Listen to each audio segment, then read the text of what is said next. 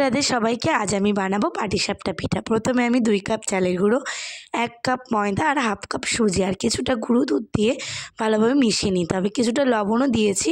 লবণটা দিয়ে ভালোভাবে মিশিয়ে নেওয়ার পর দিয়ে দেবো একটু খেজুরের গুড়। খেজুরের গুড় না দিলেও হবে, শুধু চিনির গুঁড়ো দিয়েও করতে পারেন।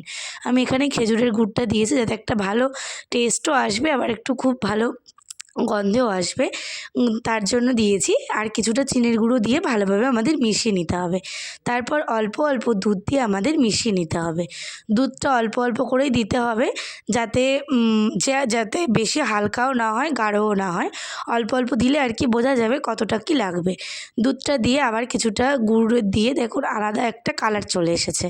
তারপর একটা কড়াইতে ঘি বা তেল যে কোনো একটা গরম গোল হাতাতে কিছুটা ব্যাটার তুলে নিয়ে কড়াইতে দিয়ে হালকা হাতে একটুখানি এদিক ওদিক নাড়াচাড়া করে তার মধ্যে দিয়ে দেবো নলের গুড়ের ছানা। দিয়ে যেমন করে ভাজ করলাম সেমনভাবেই ভাজ করে নিলেই রেডি আমাদের পাটিসাপটা পিঠা।